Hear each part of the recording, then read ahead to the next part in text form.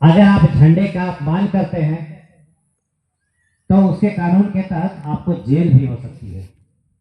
क्या बुनियादी अंतर है समझिए। आप लोगों ने देखा होगा कि जब मैं ध्वजारोहण के लिए यहां पहुंचा तो झंडा ऊपर में था, है ना? आप लोग ध्यान दिए होंगे। लेकिन ये चीज 26 जनवरी को होना चाहिए।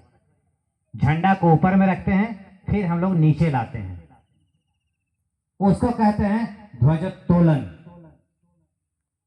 15 अगस्त के दिन हम लोग क्या करते हैं कि झंडे को नीचे रखते हैं, मोड़ करके, फूल लगा करके, और इसके बाद हम लोग रस्सी को खींचते हैं और झंडा ऊपर जाकर के लहरा उठता है।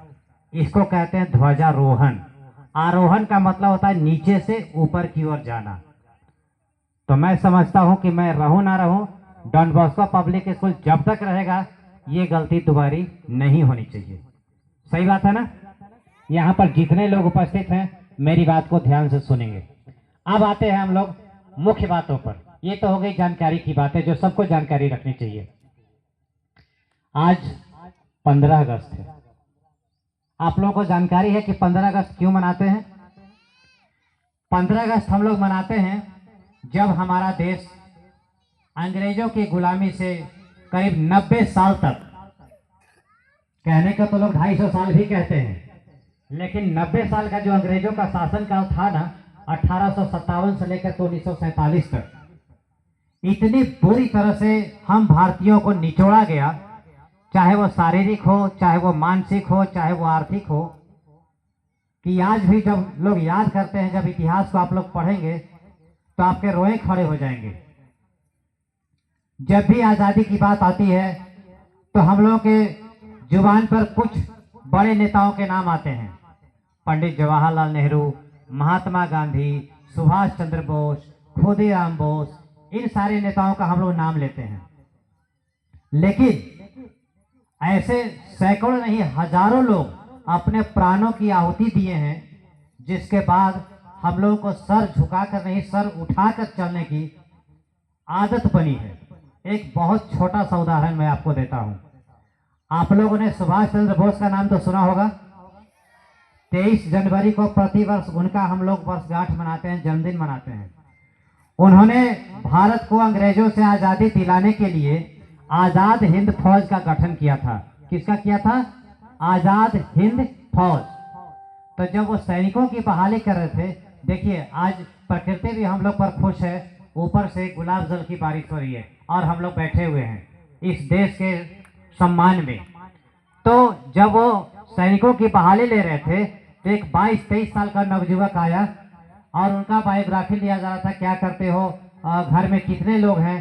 तो उस समय देश का जो भारत के किसी भी समाज का, किसी भी परिवार का एक बेटा होता था तो उसको सेना में बहाली नहीं लिया जाता था। जब उसे पूछा कमांडर ने आजाद हिंद फौज के कि आपके घर में कौन है, उसने कहा कि सर मैं हूं और मेरी बूढ़ी माँ है। तो उन्होंने कहा कि आपका सिलेक्शन नहीं हो सकता, आप राष्ट्र की सेवा के साथ साथ माँ की सेवा भी करिए, आप जाइए। अगले दिन, उसी दिन वो चला गया। अगले दिन फिर से सैनिकों की बहाली हो रही थी, फिर वो लड़का आया तो उस कमांडर ने देख करके कहा कि मैंने तो आपको कहा था कि आप अपने माँ की सेवा करिए, आप फिर धरती माँ की सेवा के लिए क्यों आ गए? बोले सर आपने बिल्कुल सही कहा था। जब मैं अपने घर गया और मेरी माँ ने पूछा कि तुम्हारा सैनिक के रूप में चयन क्यों नहीं हुआ, सिलेक्शन क्यों नहीं हुआ, तो मैंने बताया कि हमारे कमांडर का कहना है कि तुम्हें धरती माँ की नहीं, अपने माँ की सेवा करने की जरूरत है। जानते हैं उसके बाद क्या हुआ? अगला बात मैं जो कहने जा रहा हूं आपके रोए खड़े हो जाएंगे। उस बूढ़ी महिला ने उसी रात कुएं में कूदकर जान दे दी और ये कहा कि मेरी सेवा से ज्यादा तुम्हें देश सेवा करने की जरूरत है। ऐसे कितनी कहानियां हम लोग को याद है।